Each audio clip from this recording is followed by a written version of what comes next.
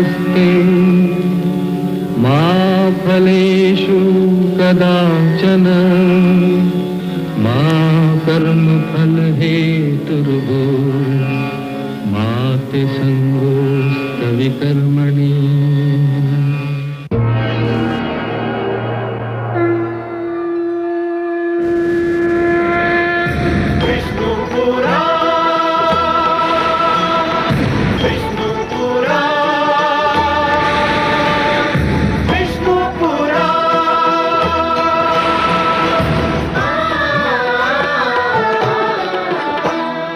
जीव ज्ञान ब्रह्म ज्ञान अथ श्री विष्णु पुराण। ओम की कथा महान जय श्री विष्णु पुराण। विष्णु पुराण विष्णु पुराण विष्णु पुराण। प्रगटे कब तीन लोक जन्म मृत्यु हर्ष शोक। पृथ्वी जल वायु गगन प्रकृति कब ज्योत अगन। इस पुराण में है निहित जप तप और योग ध्यान। विष्णु पुराण विष्णु पुराण विष्णु पुराण। मैं माँ हूँ, धरती माँ। मेरी आंखें मानव के दृढ़ संकल्प का चमत्कार देख रही थी। मानव कितना शक्तिशाली, कितना बलवान है, ये देखकर स्वयं मुझे आश्चर्य हो रहा है। उसकी संकल्प शक्ति ने तो देवताओं को भी मात कर दिया। दुख की बात केवल यह है कि मानव कभी कभी अपनी शक्ति का दुरुपयोग कर बैठता है और इससे स्वार्थ की पूर्ति करने लगता है। ये उस समय होता है जब प्रतिशोध की भावना उसके मन की सारी दूसरी भावनाओं से आगे निकल जाती है। मैं उस माता के आगे भी सिर झुकाने पर विवश हूं, जिसने पुत्र के दुख को अपना दुख बना लिया। माता और पुत्र का यह सुंदर संबंध भी मानव जाति का एकाधिकार है। शुक्राचार्य के अनुष्ठान ने देवताओं में कौतूहल उत्पन्न कर दिया है। देवराज इंद्र को अपनी भूल का आभास हुआ, परंतु देर से। और अब मैं देख रही हूं कि उनकी सुंदर पुत्री जयंती भी इस खेल में कूद पड़ी है। और मैं उत्सुकता से देख रही हूं कि वो क्या करती है और कैसे करती है।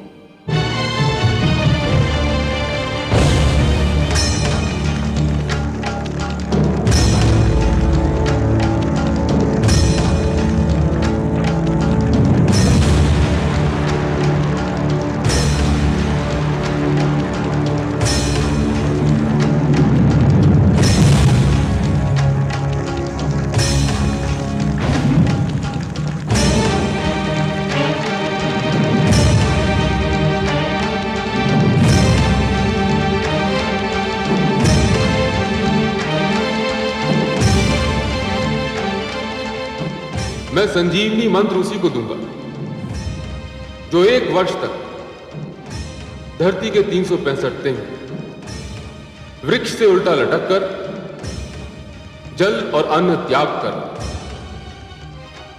केवल जलती हुई पत्तियों का धुआं पीता रहे पूरे 1 वर्ष।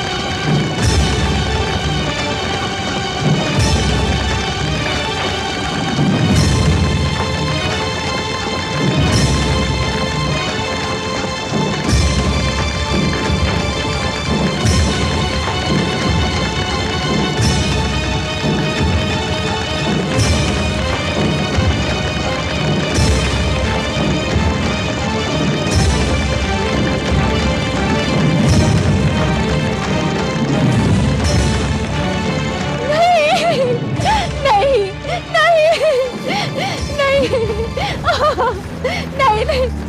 ये क्या कर रही है तू? अग्नि को बुझाइए, शीघ्र अग्नि को बुझाइए, नहीं तो अनर्थ हो जाएगा। अरे कौन है तू और तूने क्या कर दिया? मैंने अग्नि में विष डाल दी है। ईश्वर के लिए शीघ्रता कीजिए, अग्नि बुझाइए, अग्नि बुझाइए।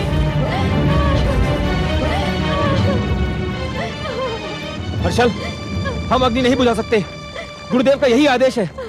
नहीं नहीं, अग्नि बुझाइए, अग्नि बुझाइए, छोड़ दीजिए मुझे, छोड़ दीजिए, छोड़ दीजिए मुझे, छोड़ दीजिए, छोड़ दीजिए मुझे, ईश्वर के लिए छोड़ दीजिए, छोड़ दीजिए मुझे, ईश्वर के लिए छोड़ दीजिए, छोड़ दीजिए, नहीं तो अनर्थ हो जाएगा।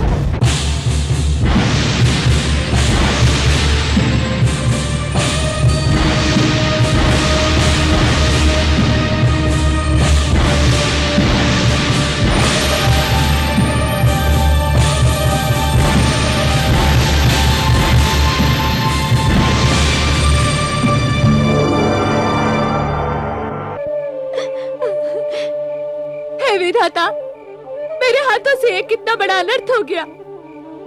मैंने तो केवल गुरु शुक्राचार्य का अनुष्ठान रोकना चाहा था, उनके प्राण नहीं लेना चाहती थी मैं।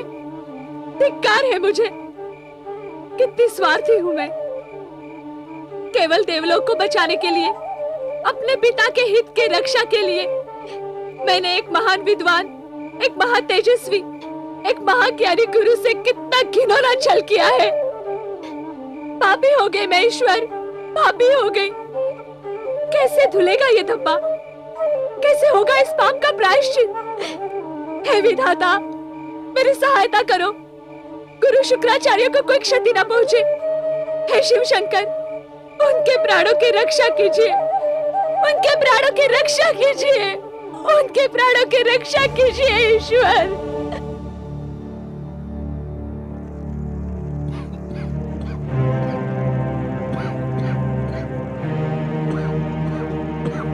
हम गुरुदेव को इस अवस्था में नहीं देख सकते। हर्षला में उन्हें वृक्ष से उतारना होगा। नहीं महाराज, हमें गुरुदेव की इच्छा के विरुद्ध कोई भी कार्य नहीं करना चाहिए। यदि हमने उनके अनुष्ठान में विघ्न डाला तो वो हमें कभी क्षमा नहीं करेंगे।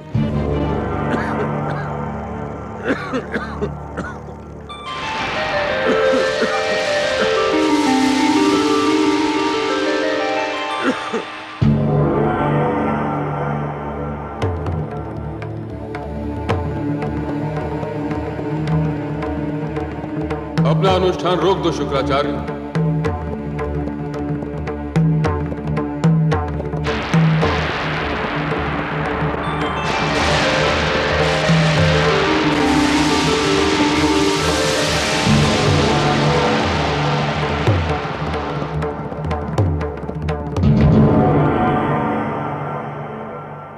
घोर अत्याचार हुआ तुम्हारे साथ गुरु शुक्राचार्य, अक्षम्य अत्याचार। ऐसा षड्यंत्र देवराज और उनकी पुत्री को शोभा नहीं देता। परंतु तुमने अपना अनुष्ठान रोक क्यों नहीं दिया? मैंने तुम्हें पत्तियों का धुआं पीने को कहा था, मिर्चों का धुआं पीने को नहीं। हे महादेव, यदि मेरे प्राण भी चले जाते तो भी मैं इस अनुष्ठान को ना रोकता, क्योंकि आपको दिया हुआ वचन मेरे लिए मेरे प्राणों से अधिक मूल्यवान है। भोलेनाथ, मैंने जान लिया था कि तपस्विनी के वेश में देवराज इंद्र की पुत्री जयंती मेरे अनुष्ठान का, बल्कि मेरा अंत करने की चेष्टा कर रही। पर महादेव, मैं चुपचाप ये अन्याय देखता रहा। आपका आदेश मेरे कानों में गूंज रहा था। मैं आपके आदेश की अवहेलना न कर सका। तुम धन्य हो शुक्राचार्य। ऐसी महान निष्ठा, ऐसी अपार सहन शक्ति का प्रदर्शन करके तुमने मुझे प्रसन्न किया। तुम ऐसी परिस्थितियों में भी अडिग रहे जिन्हें झेल पाना किसी के लिए भी संभव नहीं। मैं तो अब भी अपना अनुष्ठान पूरा करना चाहता हूं महादेव। आपसे संजीवनी मंत्र प्राप्त करने के लिए मैं कोई भी यातना झेल सकता हूं। अब इसकी कोई आवश्यकता नहीं। जयंती ने एक षड्यंत्र रचकर संजीवनी मंत्र पर देवराज इंद्र का अधिकार समाप्त कर दिया। संजीवनी मंत्र को प्राप्त करने के अधिकारी तुम हो, केवल तुम। देवराज तो अनुष्ठान के नाम से ही भयभीत हो गए थे। मैंने यह निर्णय किया है कि संजीवनी मंत्र को प्राप्त करने के योग्य तुम ही हो। हे महादेव, हे भोलेनाथ, हे शिव शंभू, हे महेश, हे शंकर, आपको कोटि कोटि प्रणाम, कोटि कोटि धन्यवाद। मैं तुमको संजीवनी विद्या अवश्य दूंगा, परंतु ध्यान रहे, अधिकार और शक्ति का मद चढ़ जाए तो विवेक के पग डगमगाने लगते हैं, बुद्धि लड़खड़ाने लगती है। ऐसा बार बार हुआ है कि कोई महान शस्त्र, कोई महान शक्ति पाते ही मस्तिष्क में अहंकार भर जाता है और अहंकार के हाथों शक्ति का दुरुपयोग होने लगता है। संजीवनी जीवन दान है। जीवन पुण्य को भी मिल सकता है और पाप को भी, प्रकाश को भी मिल सकता है और अंधकार को भी।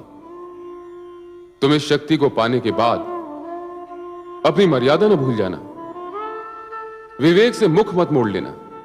हे महादेव, मैं सदैव आपकी आज्ञा का ध्यान रखूंगा।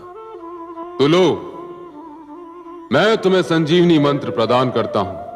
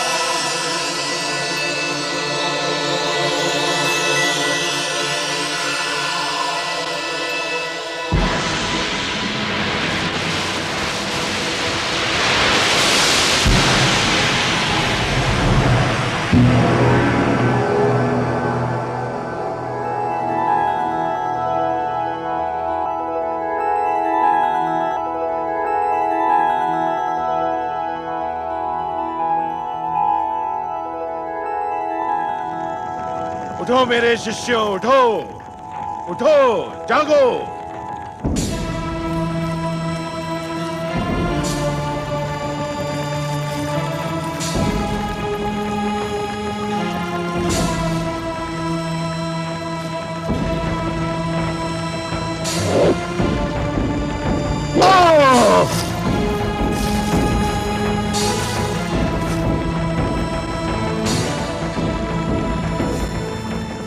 गुरुदेव, ये क्या किया आपने?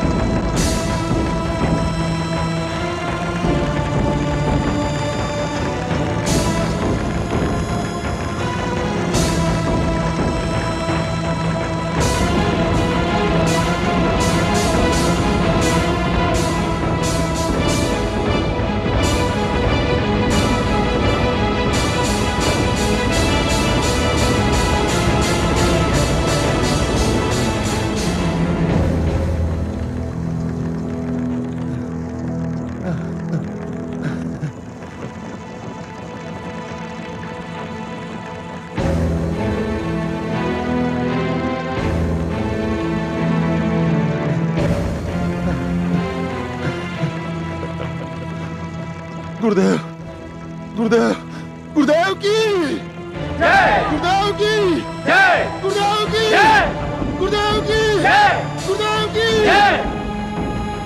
मिल गया, मुझे संजीवनी मंत्र मिल गया। अब तुम्हें किसी को मृत्यु नहीं आएगी। यदि आएगी तो मैं उस मंत्र से तुम्हें पुनः जीवित कर दूंगा। मेरे प्रिय शिष्यों, तुम्हारा सौभाग्य लौट आया। मेरी तपस्या सफल हो गई। अब देवताओं से प्रतिशोध लेने का समय आ गया। मैं वर्षों से जिसकी प्रतीक्षा कर रहा था, वो घड़ी आ गई। सावधान, सावधान देवलोक वासियों, सावधान। हे देवताओं, मुझे वो शक्ति मिल गई है जिसका उत्तर तुम्हारे पास भी नहीं है। मैं तुमसे अपने अपमान का प्रतिशोध लूंगा। तुम मेरे प्रकोप से कदापि नहीं बच पाओगे।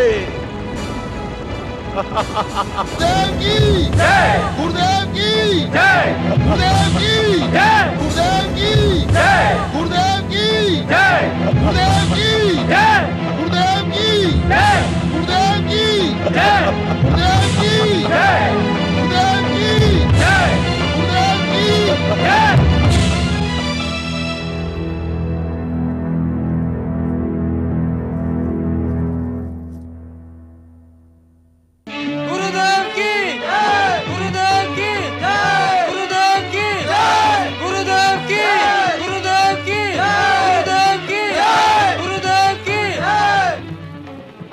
प्रणाम गुरुदेव।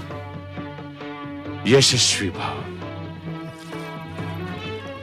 आइए माते।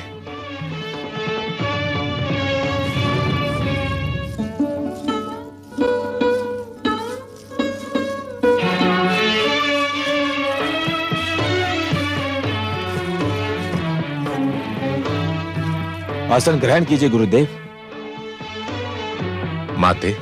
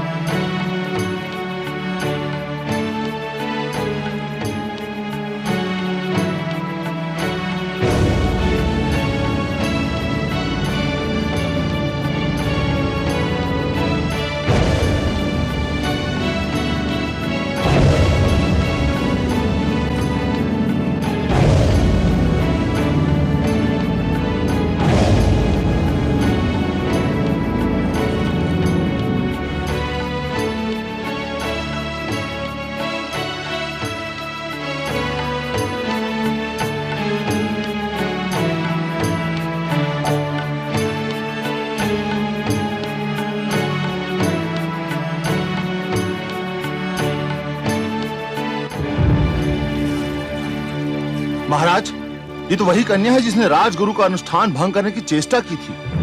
हाँ गुरुदेव, ये वही कन्या जो आपका अनुष्ठान रोकने के लिए आपके प्राण लेना चाहती थी। मैं जानता हूं। कन्या, क्या तुझे अपना अपराध स्वीकार है? हाँ, मुझे अपना अपराध स्वीकार है। तो फिर तुझे इस अपराध का दंड मिलेगा। सेनानियों, पकड़ लो इसे। ठहरो।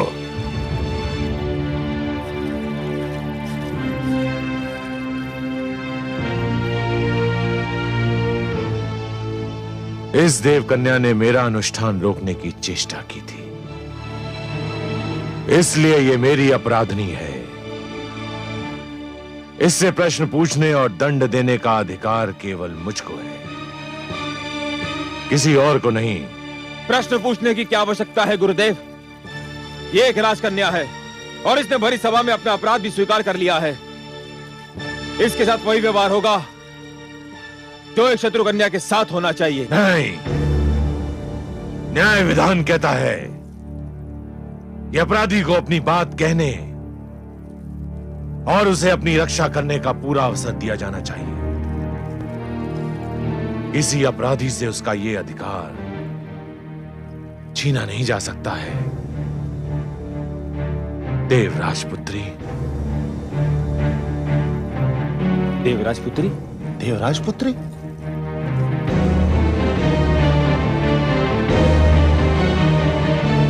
हाँ, ये देवराज इंद्र की पुत्री जयंती है। मैंने इसे उसी समय पहचान लिया था जब ये तपस्विनी के वेश में आई थी, जहां मैं अनुष्ठान कर रहा था। यदि ये सत्य है तब तो इसे एक पल के लिए भी जीवित छोड़ना मूर्खता होगी गुरुदेव। इसका निर्णय मैं करूंगा।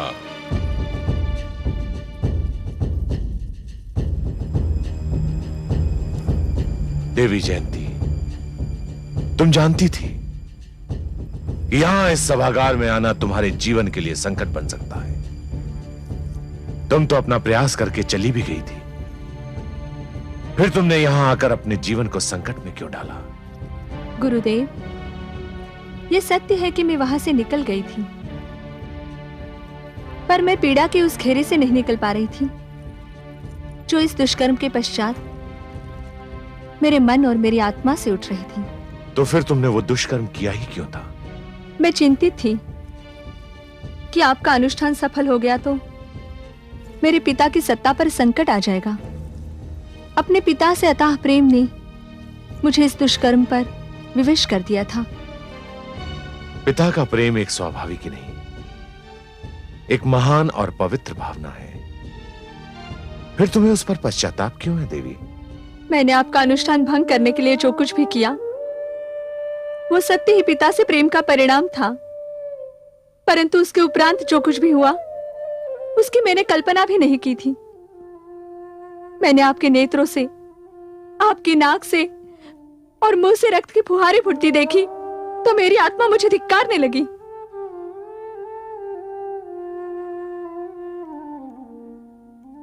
और इसी कारण तुमने अग्नि बुझाने का भी प्रयास किया था?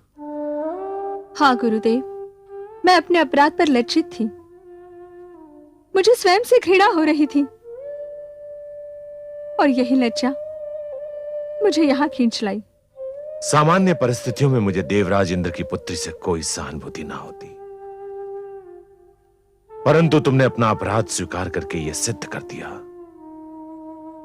कि तुम्हारे हाथ अपराधी थे, परंतु तुम्हारा मन नहीं। तुमने सत्य बोलकर मेरा हृदय जीत लिया है,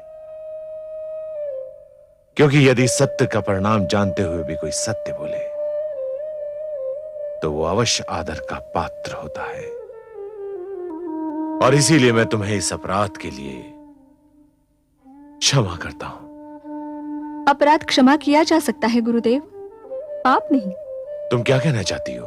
आपकी प्रदान की हुई क्षमा मेरे अपराध का बोझ अवश्य हल्का कर सकती है, परंतु मैंने केवल अपराध नहीं, पाप ही किया है, और इस पाप का बोझ मेरे मन से तब तक नहीं हट सकता जब तक कि मैं इसका प्रायश्चित न कर लूं। मैं तुम्हारी भावनाओं का आदर करता हूं देवी। यदि तुम समझती हो कि प्रायश्चित तुम्हारे लिए आवश्यक है और तुम्हें उससे शांति मिल सकती है तो ठीक है, यह अधिकार भी मैं तुम्हें देता हूं। तुम अपना प्रायश्चित स्वयं निर्धारित करो। मैंने निर्धारित कर लिया है गुरुदेव। क्या? मैंने आपको शारीरिक कष्ट दिया था, आपके प्राण लेने चाहे थे। इस पाप का प्रायश्चित केवल सेवा और समर्पण से हो सकता है, पर यह तभी संभव है जब आप मुझे इसका अवसर दें। मैं अवसर दूं? कैसे? मेरा प्रस्ताव मेरी विनती मानकर। देवी, मैं आपका संकेत समझने में असमर्थ हूं, कृपया स्पष्ट कहें। मैं आजीवन आपकी सेवा और आपके समक्ष आत्मसमर्पण करने के लिए आपकी धर्मपत्नी बनना चाहती हूं। क्या?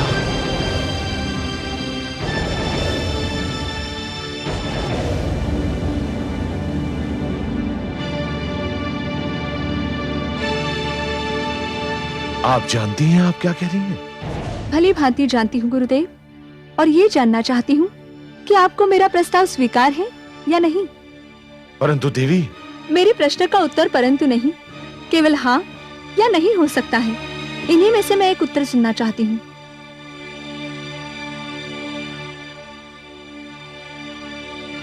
आपका मौन भी मेरे प्रश्न का उत्तर नहीं है गुरुदेव। देवी, यद्यपि आप जो भी कह रही हैं वो मात्र भावुकता है और कुछ नहीं, फिर भी मैं उसका आदर करता हूं। परंतु भावुकता ओस की उस बूंद के समान होती है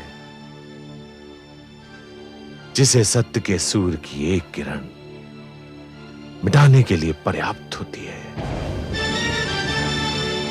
मैं ओस की बूंद नहीं हूँ गुरुदेव, पत्थर का वो कण हूँ जो दिखने में बहुत छोटा और तुच्छ होता है, पर उसे कोई और अधिक नहीं तोड़ सकता। मैंने जो कुछ भी कहा वो भावुकता नहीं, मेरा सोचा समझा निश्चय है। हे देवी, आप देवराज इंद्र की पुत्री हैं और मैं दानवों का राजगुरु। देवता और दानव एक ही नदी के दो किनारों के समान होते हैं जिनका मिलाप संभव नहीं। मैं देवताओं और दानवों के मिलाप की नहीं, एक पुरुष और नारी के मिलाप की बात कर रही हूँ। आपके और अपने मिलाप की बात कर रही हूँ। बोलिए गुरुदेव, आपका क्या निर्णय है?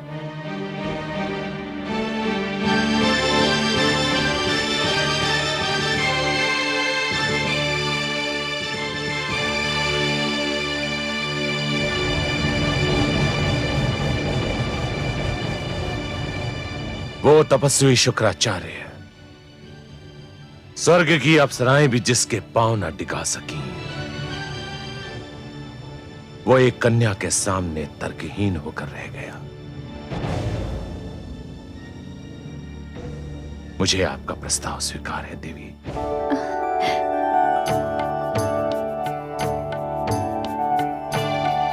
जाओ, जाकर मेरी माता से आशीष लो।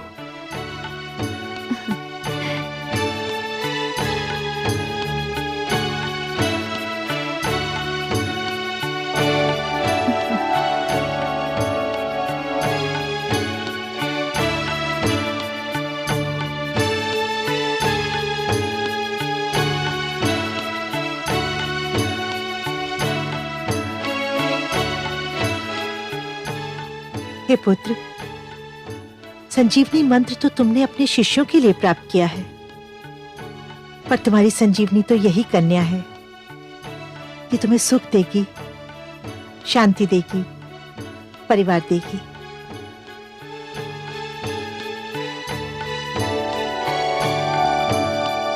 गुरुदेव की जय, गुरुदेव की जय, गुरुदेव की जय, गुरुपत्नी की जय, गुरुदेव की जय, गुरुपत्नी की जय, गुरुदेव की जय, गुरुपत्नी की जय, गुरुदेव की जय, गुरुपत्नी की जय। मेरे रक्त ने मुझे धोखा दिया। मेरे रक्त ने, मेरे घर के दिए ने मेरा घर फूंक दिया। धिक्कार ऐसे संतान को जिसे अपने पिता के आदर और सम्मान का भी ध्यान नहीं। देवराज इंद्र की पुत्री और दानव गुरु की पत्नी, मुझे तो सोचकर भी लज्जा आती है। जयंती ने मेरा सिर नीचा कर दिया। क्यों देवराज, क्यों लज्जा आ रही है आपको? दानवराज की पुत्री आपकी पत्नी बन सकती है, परंतु आपकी पुत्री दानव की पत्नी नहीं बन सकती। मैं भी तो दानवराज पुलोमा की पुत्री थी, पर अब आपकी पत्नी हूं। वो और बात है। वो और बात क्यों है? इसलिए कि जयंती आपकी पुत्री है और मैं किसी और की पुत्री थी। दानवराज की पुत्री इस परिवार में आ सकती है, परंतु अपनी पुत्री दानव गुरु के परिवार में नहीं भेजी जा सकती। शची, ये पुत्रियों के परिवारों में आने जाने का प्रश्न नहीं है, ये प्रश्न है मेरे सम्मान का। दैत्य गुरु शुक्राचार्य हमारे शत्रुओं के साथ है, और जो शत्रु का साथी होता है वो भी शत्रु होता है। ये जानते हुए भी मेरी पुत्री शत्रु के गले में वरमाला डाले, इससे बड़ी लज्जाजनक बात और क्या हो सकती है? किसी के गले में वरमाला डालना एक कन्या का जन्मसिद्ध अधिकार होता है, और ये अधिकार आप जयंती से नहीं छीन सकते। वरमाला डालने का अधिकार है जयंती को, परंतु मेरा अपमान करने का अधिकार तो नहीं है। उसने आपका अपमान नहीं किया देवराज, उसे अपने किए पर पश्चाताप था। कोई भी व्यक्ति पश्चाताप का बोझ लेकर जीवन भर जी नहीं सकता। उसे विश्वास था कि केवल इसी ढंग से वो अपने मन का बोझ हल्का कर सकती है। इसी में उसका सुख है, तो फिर हम उसे कैसे रोक सकते हैं? मेरी बात मानिए देवराज, परिस्थितियों से लड़ना संभव न हो तो उनसे समझौता कर लेना चाहिए। ये नियति का खेल था। नियति से न आप लड़ सकते हैं न मैं। उसने अनुचित कार्य किया था, प्रायश्चित तो करना ही था। हम कैसे रोक सकते हैं?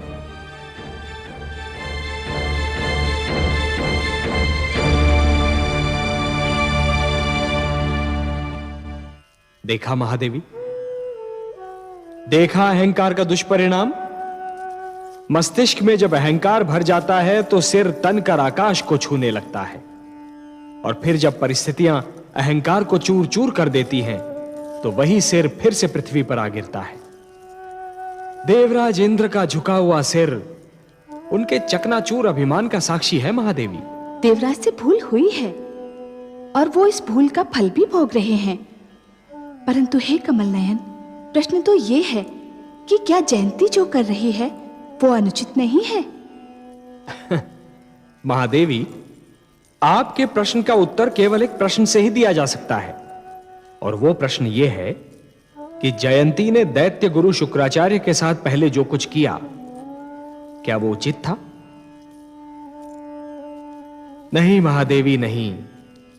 हर क्रिया की कोई न कोई प्रतिक्रिया अवश्य होती है, तो फिर अनुचित क्रिया की प्रतिक्रिया उचित कैसे हो सकती है देवी?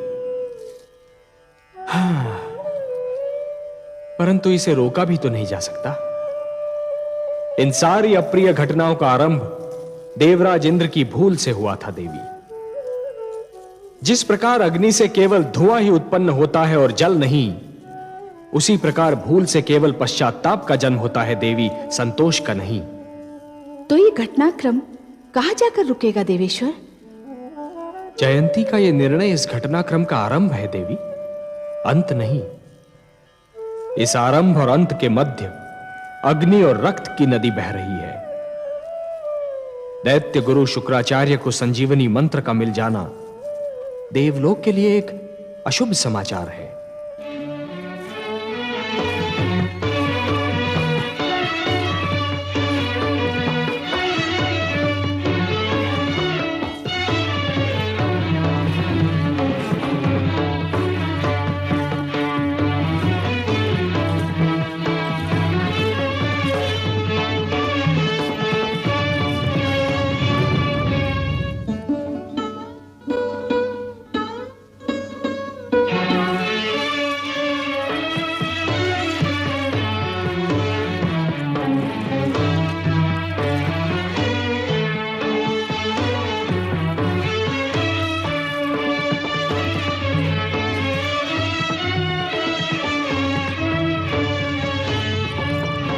बधाई हो, बधाई हो, बधाई हो, बधाई हो, बधाई हो।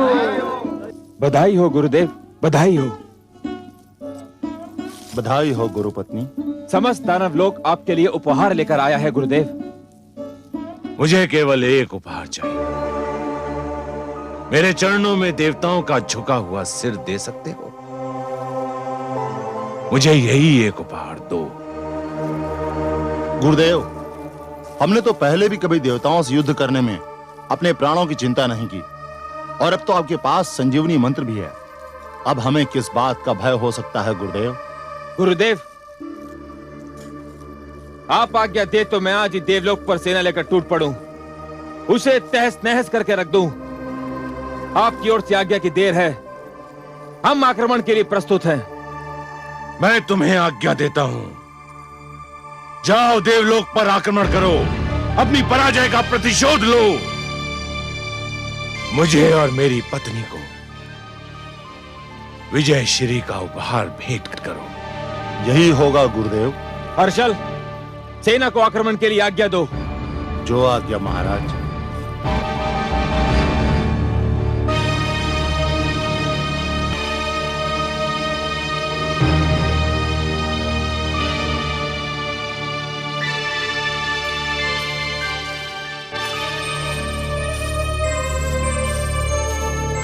देवराज। चित्ररथ, मलय केतु, बोलते क्यों नहीं? देवराज, दानवराज कालकेतु ने देवलोक पर आक्रमण करने की घोषणा कर दी है। उसकी सेनाएं आंधी की गति से बढ़ी चली आ रही हैं। देवलोक में युद्ध की घोषणा कर दो। सेनाओं को तुरंत बाहर निकलने और दानव सेना का सामना करने का आदेश दो। जाओ। जो आज्ञा देवराज।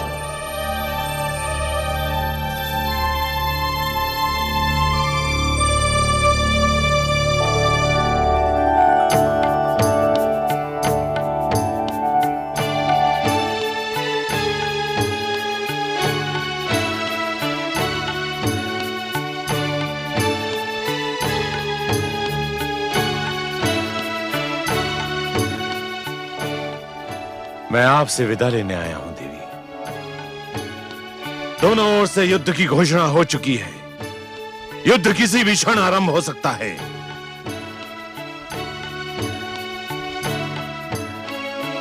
देवी, आप युद्ध की बात सुनकर चुप क्यों हो गई? क्या यह संभव नहीं कि युद्ध ना हो स्वामी? युद्ध ना हो यह आप इसलिए कह रही हैं कि ये युद्ध आपके पिता श्री देवराज इंद्र के विरुद्ध घोषित किया गया है। आपने जब मेरे सम्मुख विवाह का प्रस्ताव रखा था तो उसी समय मैंने आपको सावधान कर दिया था कि मेरे संग रहकर आपके जीवन में कई क्षण ऐसे आ सकते हैं जब एक ओर आपको पातिव्रत धर्म खींचेगा और दूसरी ओर पिता का मोह। नहीं स्वामी नहीं, पत्नी धर्म में मेरी निष्ठा का अपमान न कीजिए। मैंने युद्ध की चर्चा इस उद्देश्य से नहीं की थी। तो फिर किस उद्देश्य की थी देवी? मैंने केवल इसलिए कहा था कि युद्ध का परिणाम अच्छा नहीं होता। युद्ध का परिणाम एक पक्ष की विजय और दूसरे पक्ष की पराजय होता है। आप जानती हैं देवी, इस युद्ध में किसकी विजय और किसकी पराजय होगी? स्वामी, क्या युद्ध में केवल विजय और पराजय होती है? और क्या होता है युद्ध में? क्या युद्ध सभ्यता की हानि नहीं होता? नैतिकता का पतन नहीं होता? क्या युद्ध मन में पलती हुई सुंदर भावनाओं का हनन नहीं होता? होता होगा, परंतु मेरे लिए नहीं। मेरे लिए ये युद्ध देवताओं के हाथों अपने अपमान के प्रतिशोध का सुनहरा अवसर है। मेरे लिए ये युद्ध अपने दानव शिष्यों को दिए गए वचन को निभाने का अवसर है। मैंने अपने शिष्यों को वचन दिया था कि मैं दानव संस्कृति की रक्षा करूंगा और उसे विजयी बनाऊंगा। क्या इसके लिए युद्ध प्रथम और अंतिम मार्ग है? हाँ देवी, मैं तो उस मार्ग पर अपना पग धर भी चुका हूं। तो फिर आप छाया की भांति मुझे हर पल अपने साथ पाएंगे। मेरे लिए मेरा पति सर्वश्रेष्ठ है। मैं आपकी धर्म पत्नी हूँ स्वामी। जीवन में कोई और नाता, कोई और संबंध यदि महत्व भी रखता है तो इस नाते के बाद रखता है। आप जाइए, जब तक आप लौट कर नहीं आएंगे मैं आपकी विजय की प्रार्थना करती रहूंगी।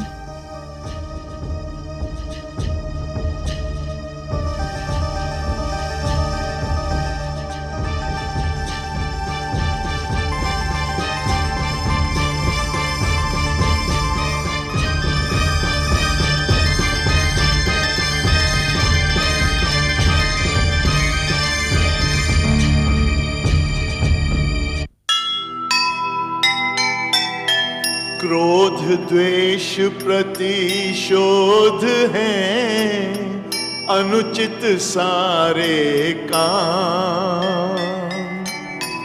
चाहे जैसा युद्ध हो सुखद नहीं परिणाम।